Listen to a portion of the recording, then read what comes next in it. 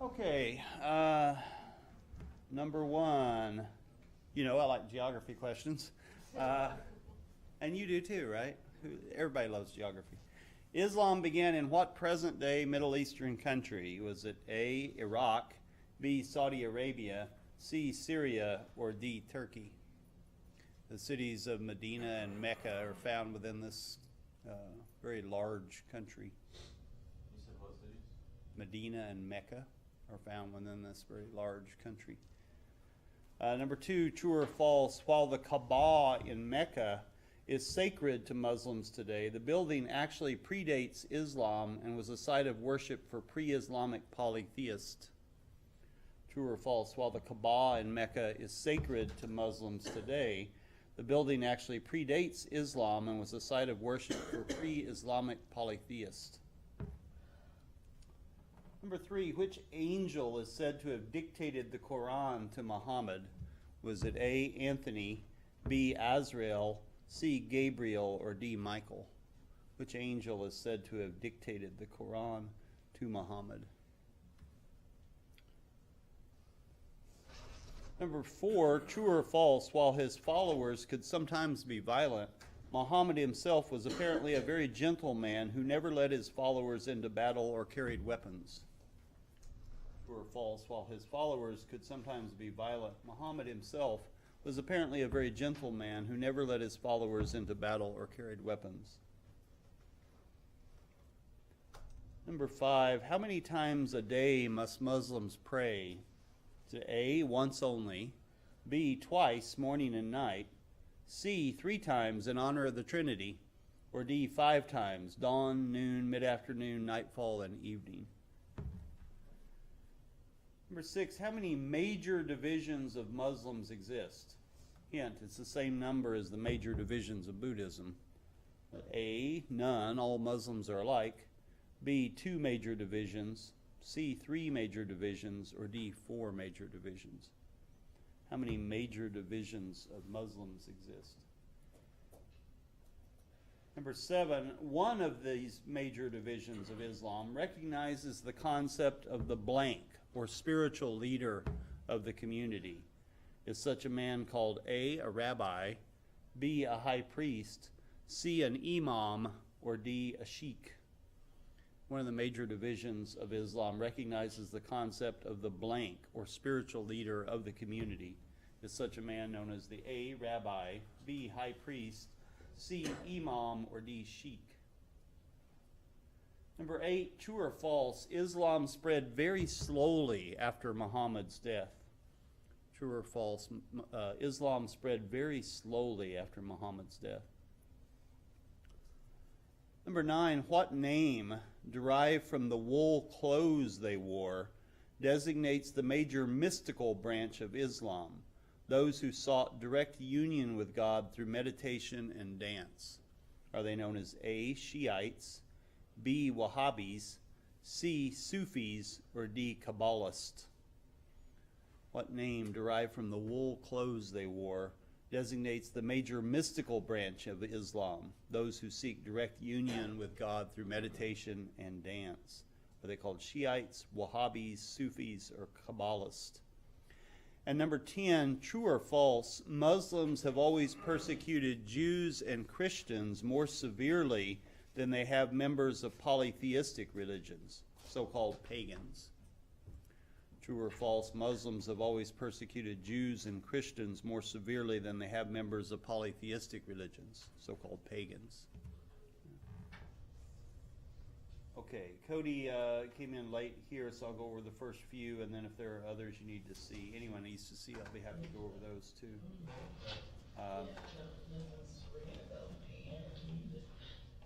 Number 1, Islam began in what present-day Middle Eastern country? Your choices are A, Iraq, B, Saudi Arabia, C, Syria, or D, Turkey. And Cody, I told him this very large country contains the cities of Mecca and Medina, 2 sacred sites to Muslims. Number 2, true or false, while the Kaaba in Mecca is sacred to Muslims today, The building actually predates Islam and was a site of worship for pre-Islamic polytheists. Number C, which angel is said to have dictated the Quran to Muhammad? Was it A, Anthony, B, Azrael, C, Gabriel, or D, Michael? Is that about where you came in, Cody? Yeah, it was 3. Okay. Any others that anybody needs to see and hear again? 7? Okay. Number 7. One of the major divisions of Islam recognizes the concept of the blank, or spiritual leader of the community. Is such a man called A, rabbi, B, a high priest, C, an imam, or D, a sheikh? Others? Number 10? Sure. Number 10. True or false, Muslims have always persecuted Jews and Christians more severely than they have members of polytheistic religions, so-called pagans. Others? Okay. If you would, make sure your name and today's date is on your quiz and trade with a neighbor, and we'll grade them. Weston and Quay, if you guys can find a neighbor, you know.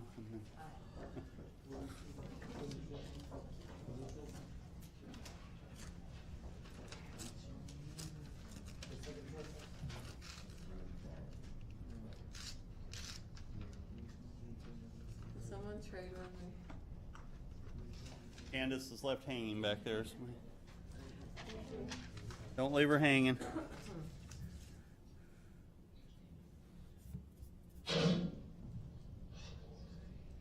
Okay, number 1, Islam began in what present-day Middle Eastern country, a very large country, a traditional ally of the United States that contains the cities of Mecca and Medina, but also the birthplace of Wahhabist Islam, which has inspired groups like Al-Qaeda, the Taliban, and Islamic State.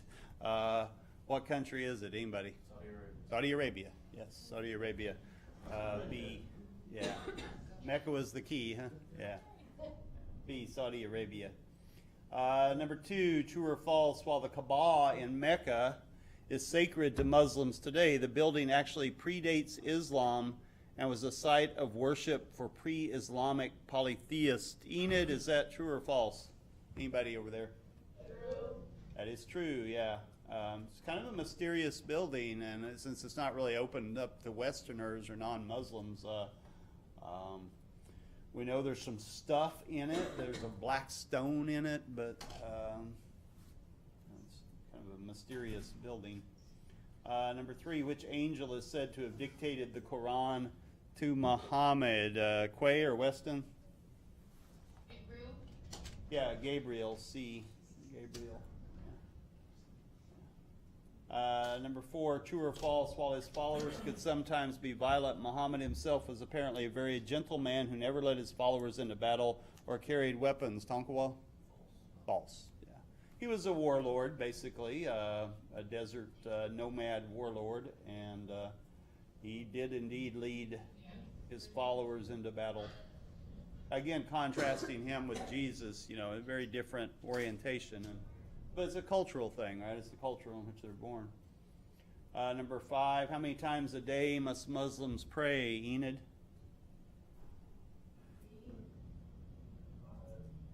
Yeah.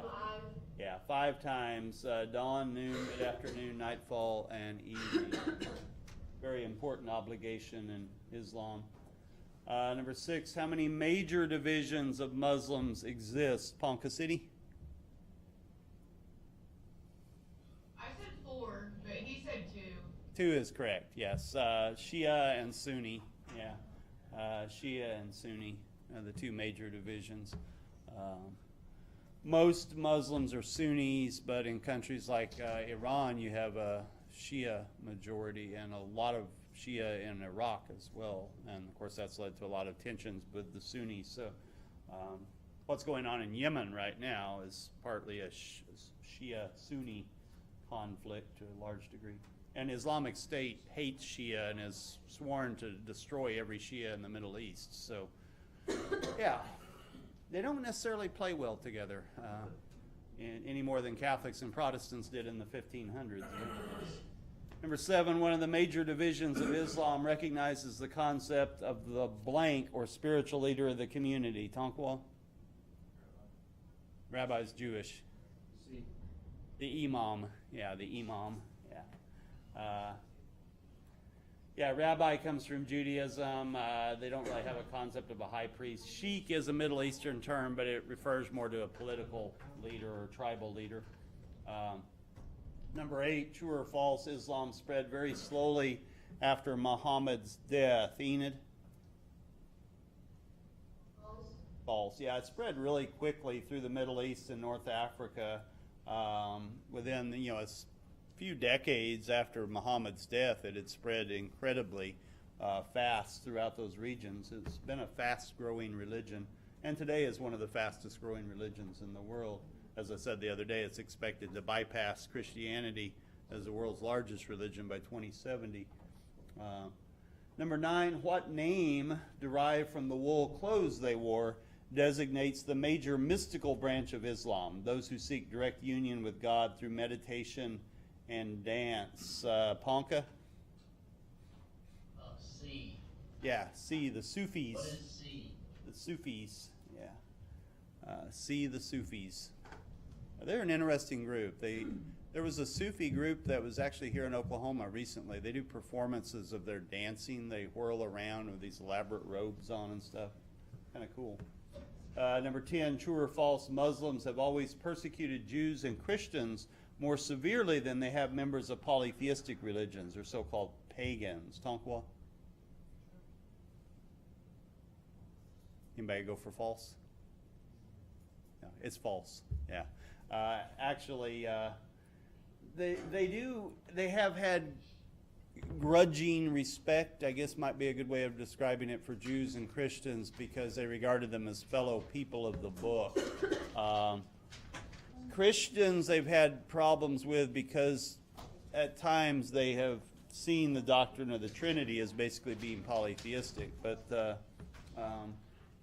while they have certainly persecuted Jews and Christians at various times, as Christians have persecuted Jews and Muslims, the non-Jewish Christian community has been particularly targeted. Yeah. Okay, if you would put the number correct over 10, and Weston, can you take your and Quay's quizzes and give them to Selma or someone to courier over to me after class? Yeah, thank you. Right. Appreciate that. Anybody get a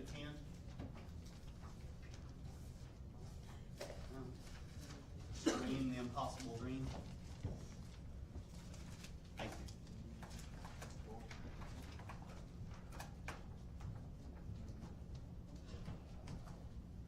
All right, let's move on. As far as announcements, pretty minimal. Who won the NLC Olympics yesterday? Anybody know? From where? From Tonkawa. Okay. Yeah, I hadn't heard. Went to the opening ceremony just because they were kind of hurting us all over there because they wanted a big crowd for Lieutenant Governor Lamb, but didn't know who won. Remember the art exhibits that are currently open on both campuses. Those are extra credit opportunities. The ARA student exhibit here in Tonkawa and the Creators Faculty exhibit in Enid. Those are both going through Monday, May 4th, and they're both open 1 to 5, Monday through Friday afternoons. Of course, Art Gallery and the Kinzer Performing Arts Center here on the Tonkawa campus, and rooms 100 and 101 of the Marshall Building on the Enid campus. Other than that, there's a roustabout show at the Ponkin Theater tomorrow night. It is a pay-for-performance to raise money, I'm sure, for costumes or scholarships or something. $7, I think, to get in. Kevin, does that sound right? Yeah. $7, yeah. So if you happen to go, please consider writing an extra credit report on that. That's worth 10 points if you send it to me. And then Sunday, there's an open gym session, the last one, I think, before cheer tryouts this next week. That'll be from 3 to 5 in the Wellness Center on the Tonkawa campus. Today's cartoons. The Recycling Center. I don't even want to know what goes on in there. Two amoeba go to couples counseling. We just grew apart. Yeah, it was a good one. I hear you invented ambiguity. Maybe. And this one I thought of my comp classes primarily, but in my American Lit class. You say you're a writer? Yes. I suppose that makes you the dark, moody, brooding type? I don't write that well. Pretty good cartoons today, I thought. Okay, we have two presentations today. Adrian is going to present, and Nick is going to present. So, who wants to go first? Nick will? Okay. So, Nick's going to present. They're both presenting from here on the Tonkawa campus. Do you have a PowerPoint or something, Nick? Okay. Let's go ahead and put that up, and let's open it up from there. And I'll get out of your way.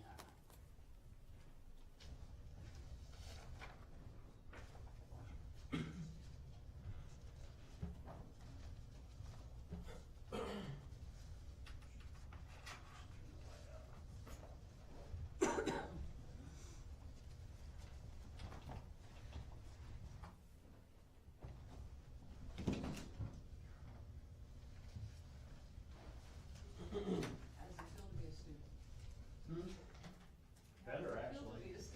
I love being a student. I'd go back to school if I could.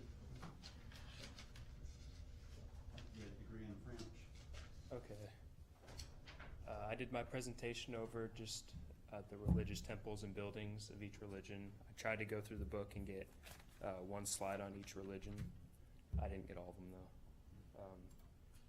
So first is the Naskapi. The only building I could find was called the Hopi, and what they did in there, they had kachinas, which are masked costume dancers, and they would dance in the lower level rooms in the hut. I guess sing songs and just dance as a ceremony. Next is the Aztecs. This is one of their temples.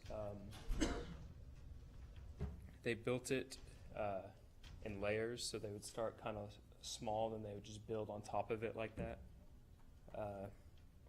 And they built it taller so they could get closer to their god. And they would perform sacrifices, mainly human, unfortunately, on the inside of the temple. And there's two temples up there because this was, I guess, their great temple. They only had one of this kind with the two buildings. Next are the Incas. They had Machu Picchu, and it was built on a mountainside. It looks kind of pretty. They had animal, liquid, and dirt sacrifices. I'm not sure why they would sacrifice dirt, but oh well. Sacrifices are still done today, so that was kind of interesting. In here, they're done today. Next are the Egyptians. I noticed that they only built a temple for each god. They didn't really have one main temple, or that's kind of what I found. This is just one of the random ones. They usually had one for each of their gods, so there's quite a few of them. Next is Zulu. It's their medicine hut. It's pretty much just the medicine man performing prayers to communicate with spirits.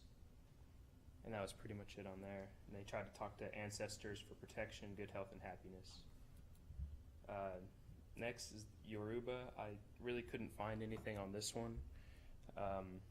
Pretty much the community would gather up and go to the oracle, and the oracle could read the past and predict the future, just for, I guess, advice on things. But pretty much I only found that they just had one hut for the oracle. Next is Jainism. Not going to try to pronounce that, but that's the name of this palace. Pretty sure it's the biggest one for the Jains. It's also well known for a bird hospital in the back, because I guess they like birds. It's also called the Red Temple. There's some weird translation for that, but it just comes out to the Red Temple. Sikhism. This they didn't really have one main temple. They just had a bunch of different temples, but they were all called Gurdwara, which means the gateway to the Guru. What they do in there is they sing the scriptures, and they also celebrate festivals in there. Taoism is next. This is the White Cloud Temple.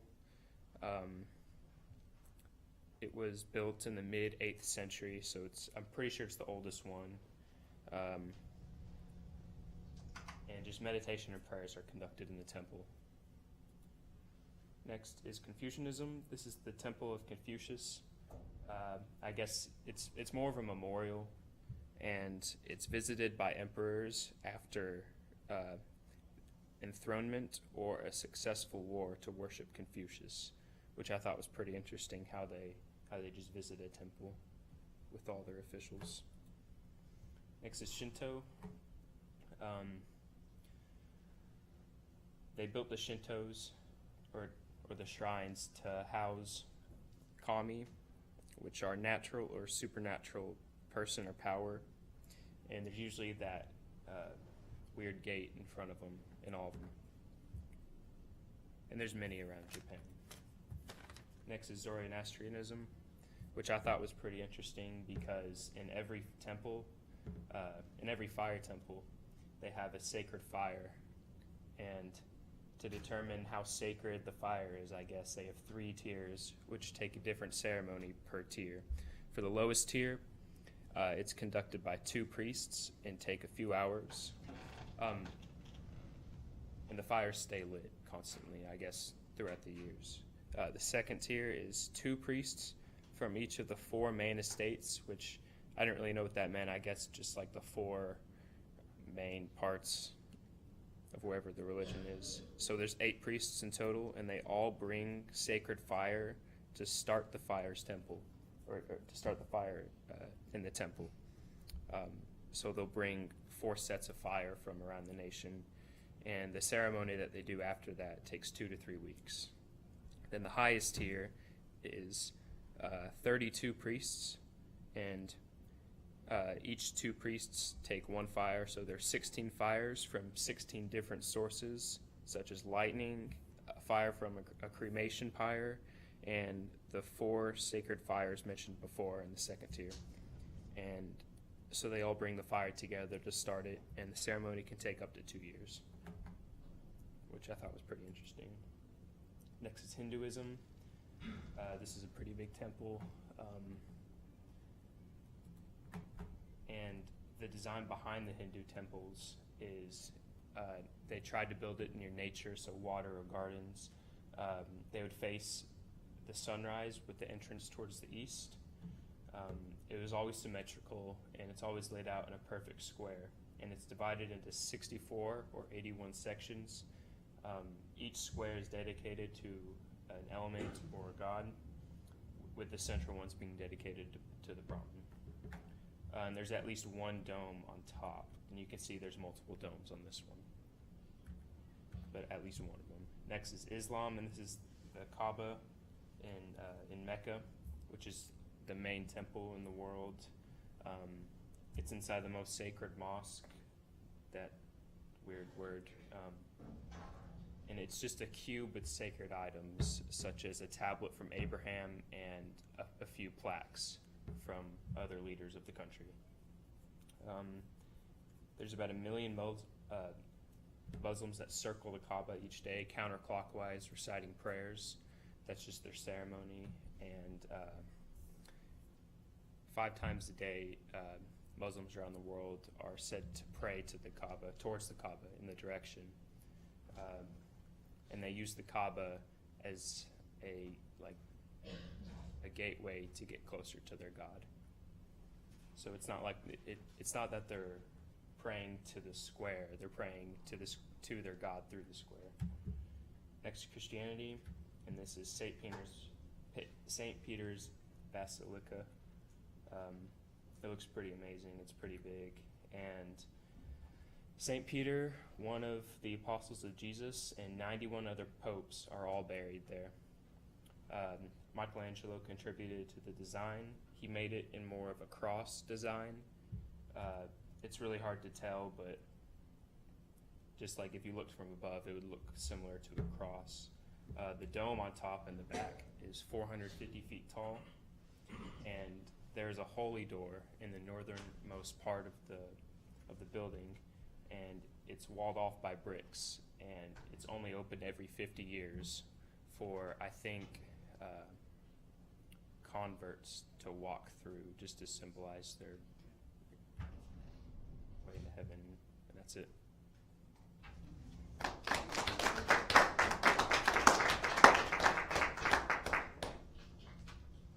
Questions for Nick or comments from anyone? Has anybody ever been to the same, is it saying this last building? St. Peter's? Yeah. Are you talking about like through the holy Has door? anyone in the class if they've ever been? Oh, I haven't. About 5 times. It seems interesting, I think. That's an amazing building. I've just got a few things to say about some of what Nick said, and then we'll move on to Adrian's presentation. I think you got a little confused, Nick, on that first slide. And it's a minor point, but the Naskapi were the tribe up in Canada, in the eastern Canadian coast, so they're like an Arctic hunting tribe. The Hopi are a southwestern tribe. Their reservations in eastern Arizona. It's actually within the Navajo reservation. The building was called the Hopi. No, so you got a little confused in terminology there. But what you said about the Hopi and the Kachina, that was all good. That has nothing to do with the Naskapi. So, yeah. It's not a huge thing, but I just wanted to correct that so there wouldn't be any misunderstanding. Also, one other thing I thought of in relation to Native American culture, the medicine wheels, which are very large, human-made fortifications. Candace, you know much about the medicine wheels that you can say? I just know the colors represent a certain, like, age, or it could represent a certain, like, element. Right. A certain animal. The directions, east, south, west, north. Yeah. I don't really have a specific, my tribe doesn't have a specific, about the medicine wheel. Some of the other plains tribes, if you go up, I think it's in Montana, there's a national park there's a huge medicine wheel there that some of the tribes in that area created hundreds of years ago, and so that's a significant thing. Also, of course, with other very ancient things, we think of Stonehenge, or one of the coolest places I've been, Newgrange in Ireland, which predates Stonehenge, and it looks like a mound, but when you go in, there's a very narrow tunnel, and if you're very tall, you kind of have to bend over to get down through there because people were a lot smaller back then. But it was designed to face, again, the east, and on I think it's the summer solstice, the first light from the summer solstice would come exactly through the opening and hit an altar buried deep within the fortification, right? So it's, people have been building, we don't know who built that. We don't know who built Stonehenge, right? These are people that were in the British Isles before the Celtic invasion. And we know that they were, we're pretty certain they were related to religious practices of one sort or another, but we don't know a lot more about it. So a bird hospital within a temple, huh? Yeah.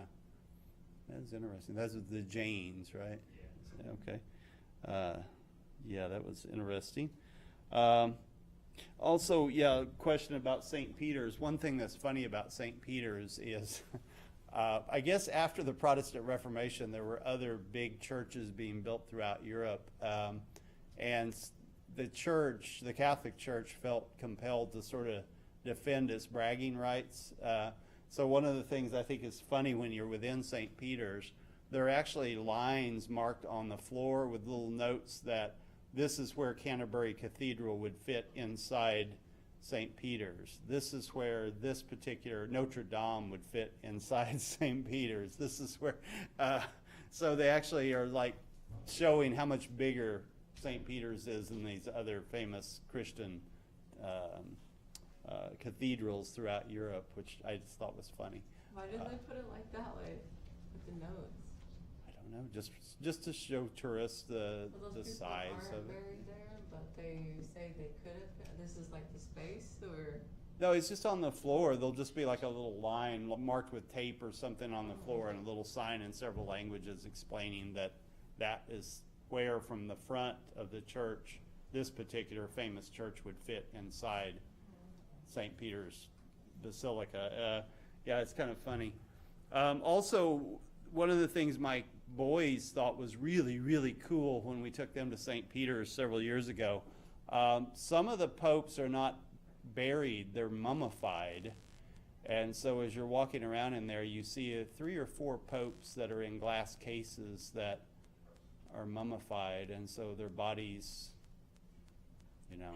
Now, according to church teaching, they're incorruptibles, which means that they were so holy that their bodies didn't rot. I have my suspicions, but you know, they're in these airtight glass cases inside there, so you can see these old bodies of these pious people, and they're still in their robes and funny hats and everything. And yeah, it's kind of cool when you're in there. Look for the Pope mummies if you go to St. Peter's. Okay, very good. Adrian, you ready? Yeah. Do you have a PowerPoint on a flash drive or something? Or? I have to log into my account on the internet to get it. Okay. I sent it to you. Do you want me to just open it up for you here? I can do that from Blackboard. Is that okay?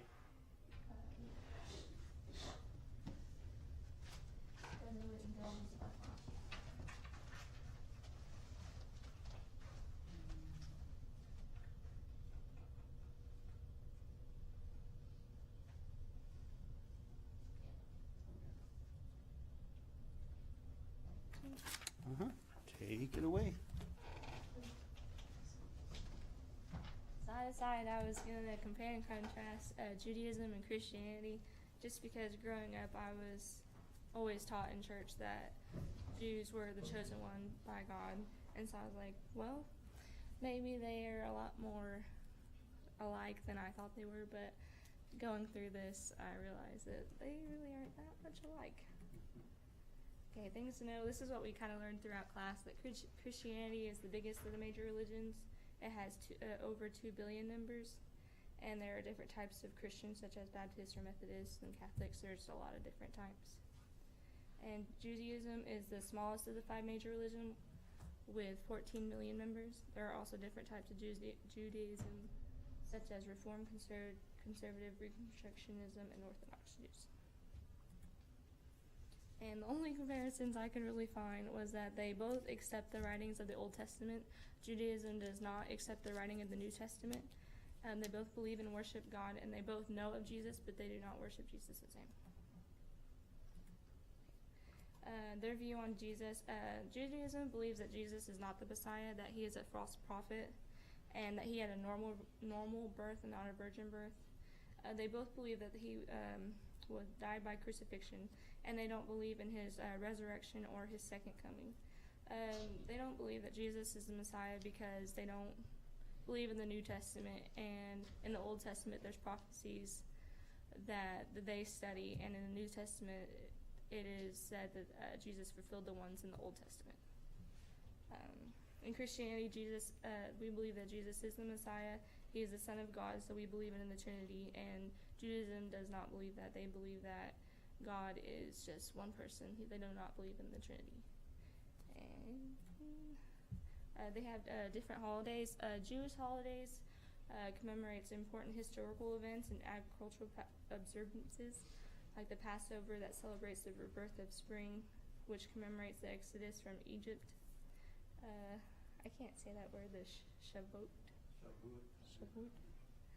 That's the festival of the fruits or calls receiving the Torah from Mount Sinai. The Sukkot, the fall harvest festival, the reminder of wandering in the wilderness, and Hanukkah, the rededication of the Jerusalem temple.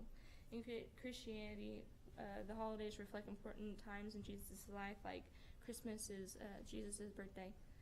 Good Friday is observance of his death on the cross. Easter is a celebration of his resurrection, and Ash Wednesday begins the 40-day period of Lent leading up to Easter. And the Pentecost is the 7th Sunday after Easter, commemorates the descent of the Holy Spirit.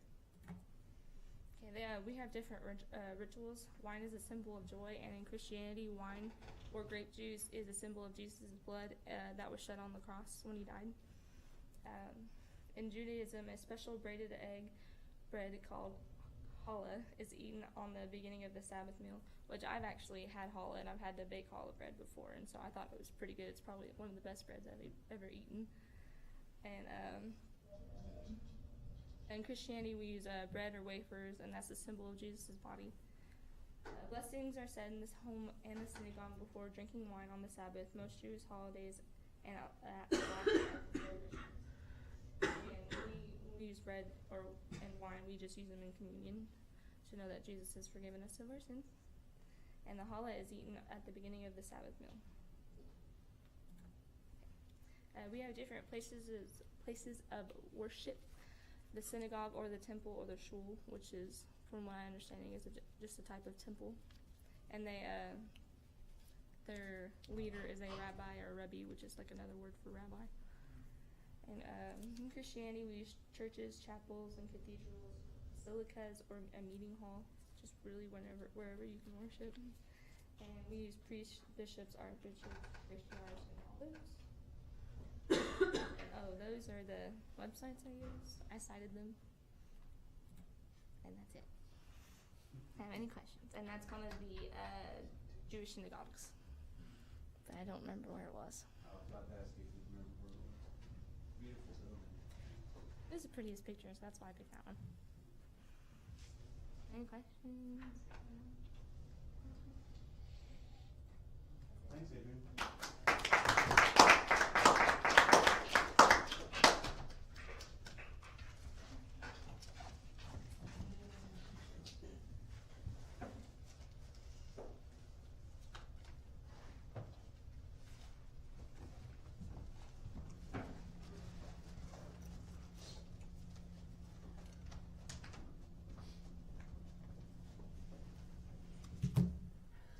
I had a student in class several years ago who was what's called a Messianic Jew, right? And I don't know a great deal about Messianic Jews. I know that Jews say there are no such things as Messianic Jews because you know who Messianic Jews worship? Jesus, yeah. It's apparently a group, and again, if any of you, Adrian or anyone else, knows much about them, but they are Jewish ethnically and culturally, and they do observe many of the traditional Jewish practices. But unlike Jews in general, they recognize Jesus as the Messiah, as Christians do. So they're kind of a attempt to fuse Judaism and Christianity in different ways, which of course goes back to the earliest days of Christianity when all the early Christians were Jews who recognized Jesus as the Messiah, and before St. Paul's evangelism and the rapid spread of Christianity to the Gentile or non-Jewish community. But again, Jews say, hey, there's no such thing as a Messianic Jew. If you worship Jesus, you're a Christian. Yeah. But you know, there are different ways in which Christian groups sometimes recognize or tip the hat to Judaism. Much of the Catholic Mass was inspired by practices from Jewish synagogues. And that would be an interesting paper topic or presentation topic, just the ways in which the ritual or liturgy of the Mass sometimes is based on practices out of Judaism. Interesting. Obviously, we worship the same God. We recognize the Old Testament in common. It's just that Christians see Old Testament as prophesying the coming of Jesus as the Messiah, and Jews reject the idea of Jesus as the Messiah. They're still waiting for the Messiah, right? And so that's a huge difference and has led to obviously conflict and even genocide in the past, although today I think Jews and Christians, at least in the United States, probably get along better than they ever have. There's still friction in Europe in some areas with anti-Semitic outbreaks and vandalism of synagogues and things like that. But it's an ancient history and an interesting one. Okay, I am a chowderhead sometimes. I know you're shocked by that. One thing I realized was that I had different dates on the essay assignment, the semester paper assignment, and on the schedule, right? Did you know, anybody notice that? Yeah. Yes. Sherry picked up on it, yeah. So what I did was I adjusted the schedule to conform to the date on the essay assignment, right? So let me go over the revised schedule. I also had to make some changes in terms of presentations. So this is hot off the presses, the latest version of the semester schedule. It's also the one you'll find posted on Blackboard now if you download it. So looking at today, as you saw, we had assigned chapter 10, 344 to 353, Nick's presentation and Adrian's presentation. Tuesday of next week, I have down for presentations Journey, who's going to present on views on life of the Egyptians, and Milton, who's going to present on Catholicism, okay? So that's next Tuesday, right? Next Thursday, the 23rd, Cody is going to present on the Crusades. Scott is going to present on Norse religion, and Josh, if he comes back, is going to talk about something. I can't remember. I'm not sure he ever told me what his topic was going to be. So that means the semester paper is not due next Thursday, it's due the following Tuesday, April 28th, okay?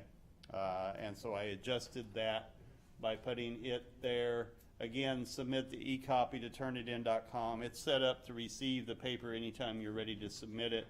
Bring a hard copy to class with you. We'll be reading chapter 11 for that day, and then Hunter and Brooke will be presenting on that day. Brooke on trickster spirits and Hunter on a topic to be announced. And then the last day of regular classes, Thursday the 30th, I will be reading the last chapter in the book, short chapter on globalization and world religions. I'd like all the journals turned in at that point. Since the first time I took them up, that'd be like 2/3 of the journals for the semester. Weston, I had to move yours to that last day. I hope that's okay.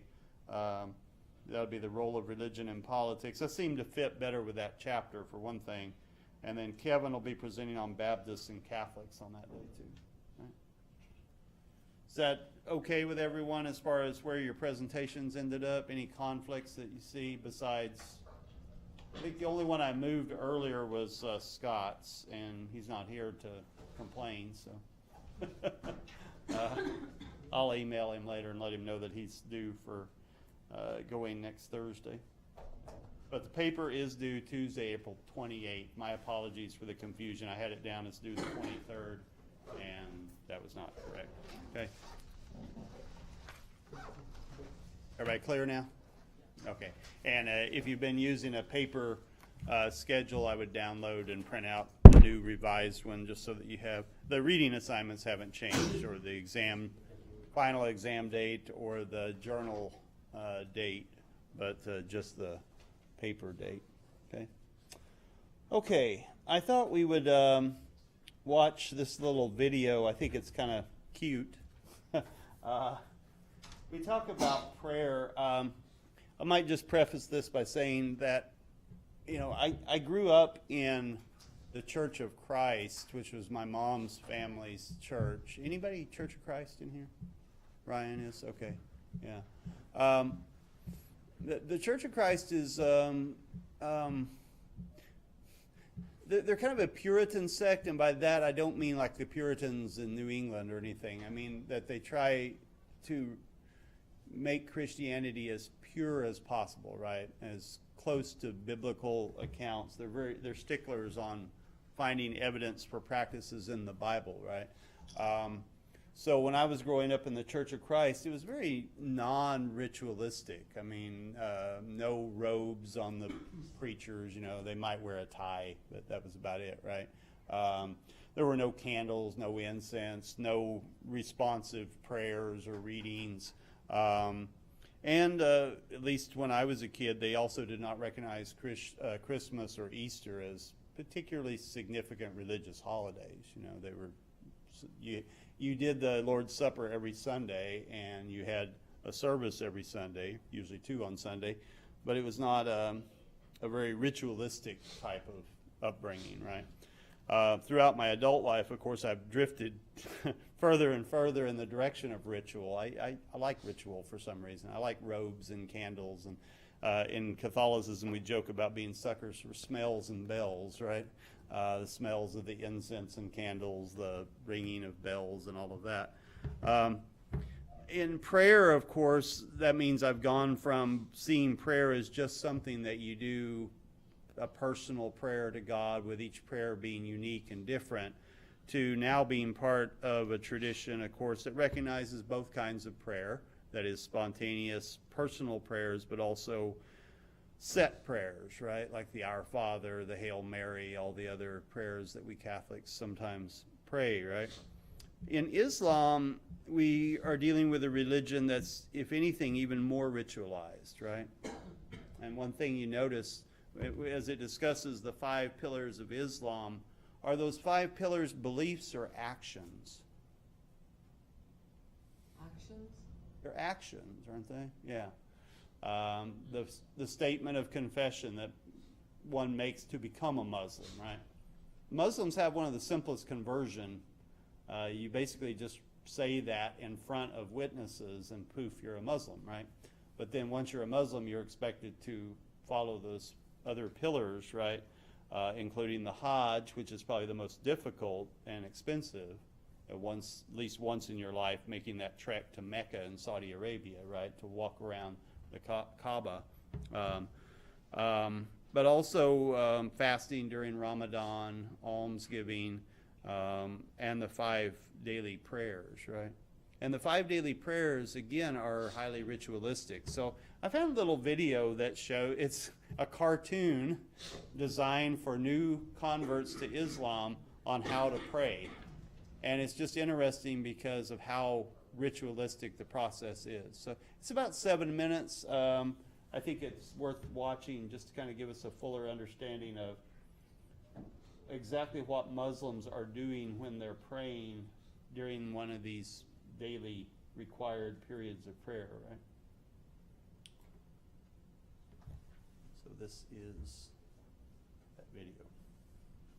And when I was looking at it in my office earlier, I thought it was funny because there was a commercial for some resort showing a bunch of people drinking wine. And of course, as you know, in Islam, alcohol is strictly forbidden, so I thought that was kind of a funny contrast. But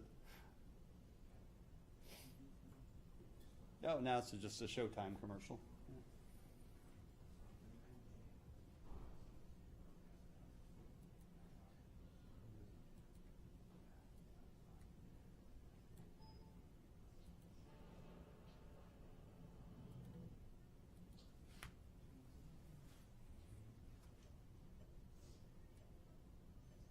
Okay, let's begin. Stand up straight and face our feet towards the kingdom. Arms on our sides and head up, we fix our eyes on the prayer. We're about to begin Salah, so no more fidgeting. We raise our hands to our ears. Allahu Akbar. Our palms face the Qibla. That's the Kaaba, or Kaaba. We place our right hand over the left and rest them both just below our belly button. The Buddhists have a similar posture. It's a yoga posture too. We place 3 fingers on the wrist. The thumb and small finger wrap around the wrist. سبحانك اللهم وبحمدك وتبارك اسمك وتعالى جدك ولا إله غيرك. Now, while standing, we pray Surah Fatiha first, and then another surah. أعوذ بالله من الشيطان الرجيم.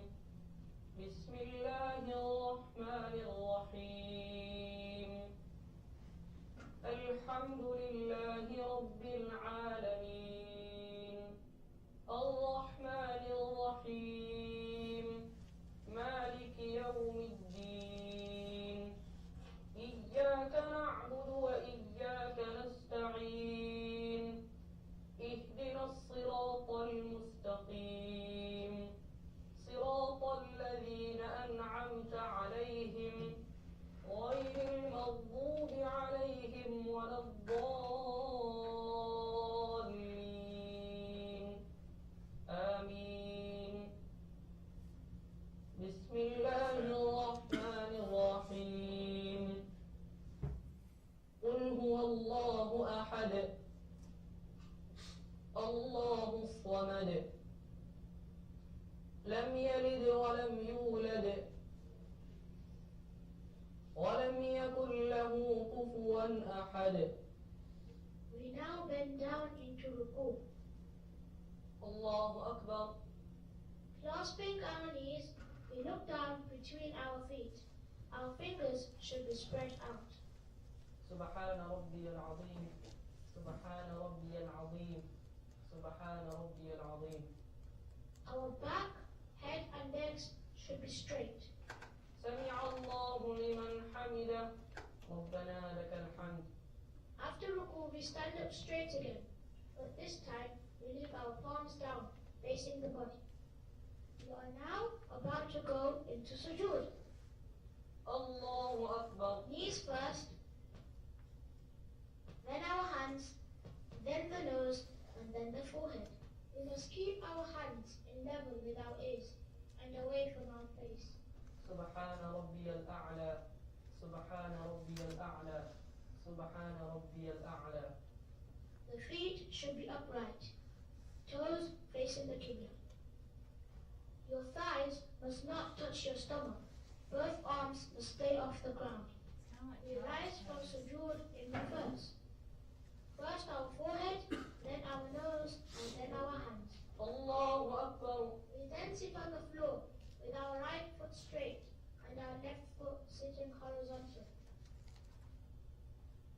Now back down again for the second sujood. الله أكبر. Don't forget the order. Hands, nose, forehead. Good. سبحان ربي الأعلى. سبحان ربي الأعلى. سبحان ربي الأعلى. Now we stand up to our original position. الله أكبر. Just as before, we again recite Surah Fatiha. After Surah Fatiha, we recite a second different surah. بسم الله الرحمن الرحيم. قل أعوذ برب الفلق من شر ما خلق ومن شر غاسق إذا وقب ومن شر النفاثات في العقد Blow knots. ومن شر حاسد إذا حسد. It is now time for the second ruku. Yeah. الله أكبر. سبحان ربي العظيم. سبحان ربي العظيم. سبحان ربي العظيم. سمع الله لمن حمده. Yeah, you can see the whole ritual, at least the video that shows the ritual is 7 minutes and 44 seconds, right? Why do they turn their feet like that? Is there a reason why they do that? I'm sure there is. I don't know what it is. It's a way of prayer. Interesting, my younger son attended Tulsa Community College for a while, and I was up at the southeast campus of TCC with him one day, and he pointed out to me on the wall in the student gathering area, there was a arrow, and guess what it was pointing towards? The Kaaba, right? Because they have a large number of Muslim students on that campus, and so to facilitate, they had a designated area for the students to go during their prayer times, and they had a helpful little arrow on the wall pointing in which direction Mecca and the Kaaba would be, right? So that the Muslim students could gather there in that area at the designated time for the call, when they had the call to prayer. And yeah, there are apps to guide you in the 5 daily prayers. So modern life, right? You can download an app to guide you in your 5 daily prayers to Mecca, and also as a directional finder to point to. The app will show you which direction to face as you pray, right? Using GPS technology and stuff, so it's kind of cool. But yeah, this is a very. One thing I think that stresses is that, at least it appears, that Islam is a religion that really focuses a lot on actions, right? Which brings us back to one of the oldest debates in Christianity, right? Faith versus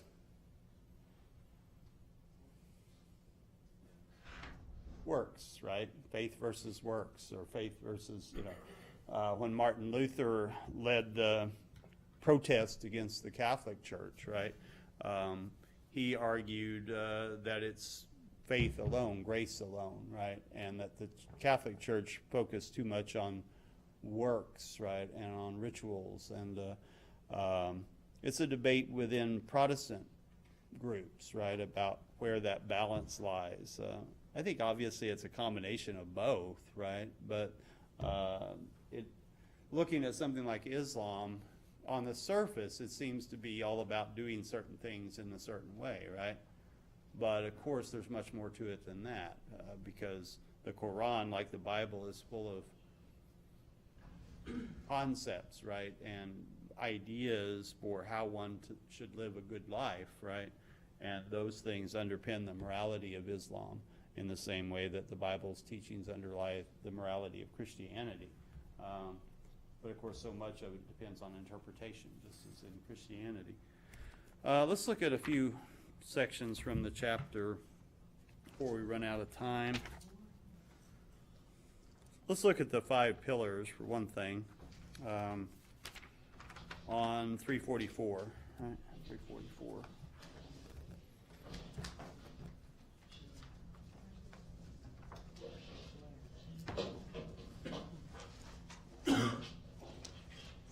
What does the word Allah mean in Arabic? God, right? Yeah. So, I mean, Allah is not to be understood as a separate God from the Judeo-Christian God. It's basically the same figure being worshipped, right?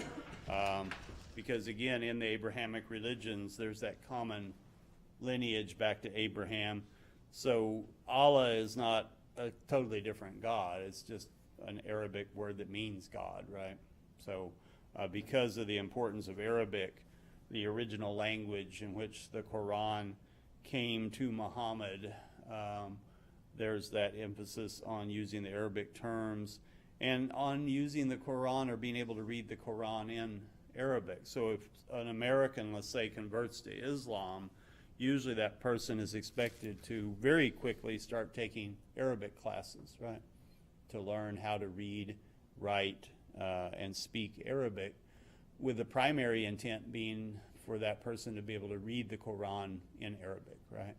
Because strict Muslims do not consider translations of the Quran to be allowed in some cases, or that they're not. They would argue that translating the Quran into another language, it loses its authenticity, right? And think how different that is from Christianity, right? Where the Bible has been translated into virtually every language on planet Earth with the intent of making it accessible to as many people as possible, right? Now, of course, you can find English translations of the Quran, like the ones that are cited in your text, but they're not going to be recognized by many conservative Muslims as being the Quran, right? It's interesting to me because there are, in my field of poetry, there are poets who have the same feeling. One of them was Robert Frost, the famous American poet. Frost said, poetry is what's lost in translation, right? He never, even though he knew Greek and Latin fluently and had studied other foreign languages, he never did any translations because his argument was you can't take a poem written in another language, turn it into English. It's not the same poem, right? It's different. And so he had no particular interest in doing translations, although his own work was translated in many different languages, right? So it's kind of the same attitude, I think, towards the Quran and Islam. So the 5 pillars are the Shahada, or the witness, right? This takes place publicly during the conversion ceremony, where the convert says there is no God but Allah and Muhammad is his prophet, right? And that is the simple formula, simple just in terms of the wording, that causes one to become a Muslim. So that's the first step, right? The public declaration of faith. We do the same thing in Christianity, right? For the most part, right? I guess that depends. But if one is joining a church or converting into a religious community, aren't they often asked to stand up in front and affirm certain things, right? I know in Catholicism, of course, during the Easter Vigil Mass, there's a long list of things where the priest reads these questions and the converts, say I do, basically, in response to them. And they're the basic tenets of Christian theology, right? And they're expected to publicly affirm those things. So that's not unusual. That's something that's typical to all kinds of religions, right? The second one would be the 5 periods of prayer each day, the salat, right? The third would be to pay the obligatory tax or zakat for the needy. And one point they make in the chapter is that there are different kinds of taxes that Muslim societies have sometimes imposed. They often have imposed taxes on Jewish and Christian citizens living within their boundaries. Those taxes, of course, were higher than what was paid by the Muslims, and they were used, partly it was a payment for protection. In other words, you could convert to Islam, but if you chose not to convert, if you wanted to remain a Jew or a Christian, you were allowed to, but you had to pay a tax for the privilege, right? Yeah. So definitely not religious freedom in its entirety as we understand it, but it was a way that Jews and Christians could get along within those societies. So, but that's a separate tax than the tax that the Muslims pay, which goes for social welfare programs of various kinds, right? And it's important to keep in mind one thing that people sometimes forget. We think about Taliban, we think about Al-Qaeda, we think about Islamic State, and we just think about crazy murderous terrorists, right? But one thing that's interesting is when you look at those communities, the areas in which they control, they also run social welfare services, right? So in other words, even in the Islamic State, probably the worst of the groups in terms of brutality and level of insanity, it seems, but in those areas they control, they're also feeding hungry people, providing health services, etc., right? So that expectation that Muslims take care of Muslims, right, is an essential part of the faith. 4, the fasting during the month of Ramadan, and 5th, the Hajj or pilgrimage to Mecca, right? So those 5 things make up the basics of the Muslim religion as practiced by over 1 billion people on planet Earth, right? What do you find most, I mean, a lot of this is familiar. I mean, given the common ancestry, many of the common ideas. What elements of Islam, as explained in this chapter, seem most challenging to you or challenging for you? Obviously, some of them would be challenging to do, like praying 5 times a day and going to Mecca, right?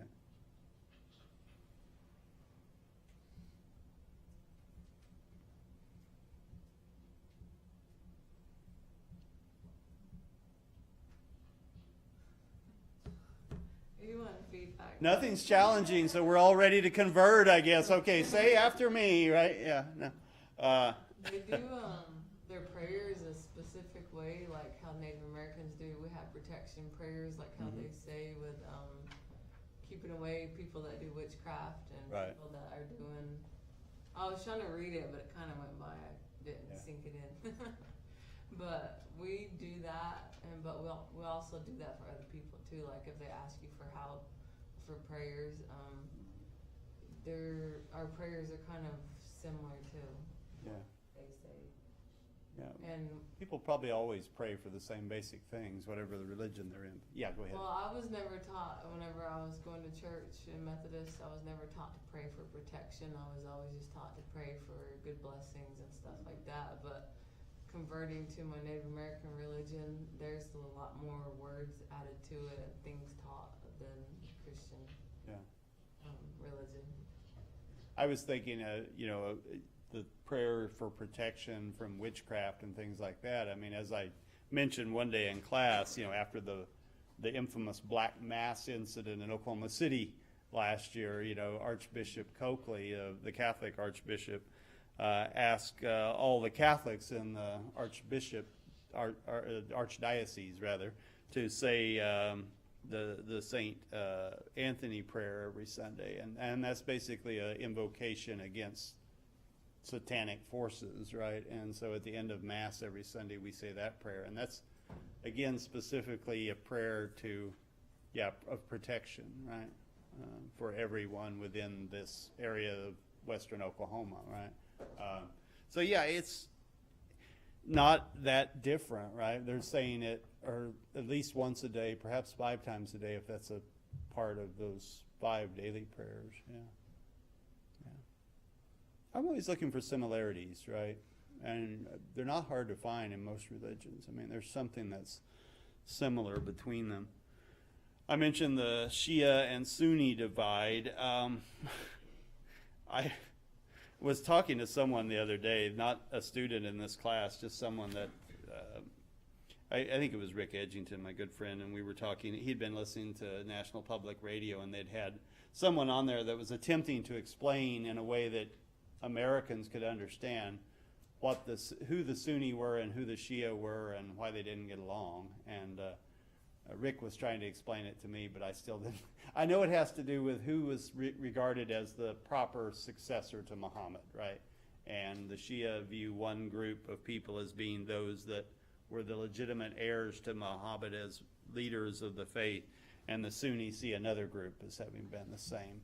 But what's interesting about that is it seems like this divide in Islam occurred much earlier than the divisions you see in other religions, like in Buddhism between the Theravada and the Mahayana. That took a few hundred years at least to develop. In Christianity, the divisions between Protestants and Catholics, or Orthodox and Catholics, took hundreds of years to develop. Seems like this division goes back to something that happened within a few generations of Muhammad's time, right? And it's led to a long-standing, division within countries in the Middle East, Iraq being one of the main ones, right? Yeah. You know who created Iraq?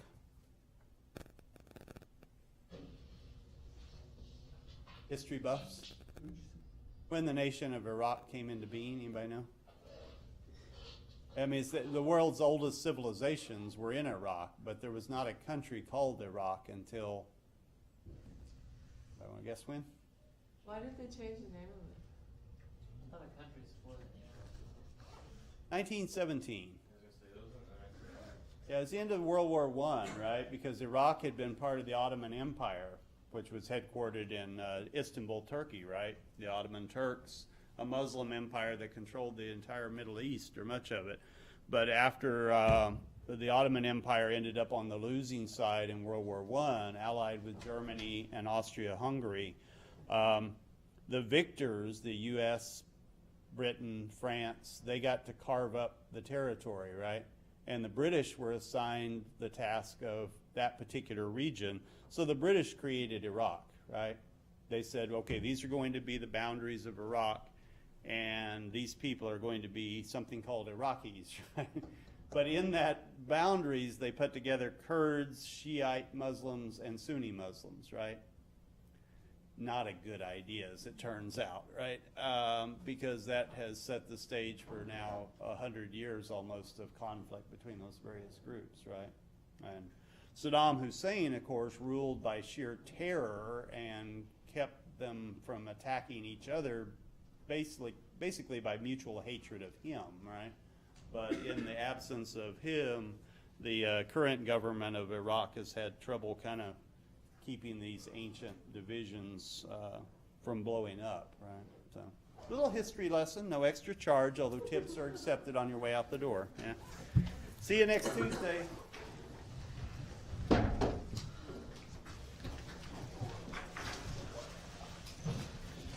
Dreadful's coming back May 3rd. Favorite TV shows. Penny Dreadful. Cool show. Oh, okay. Thanks, Kevin. You've been busy.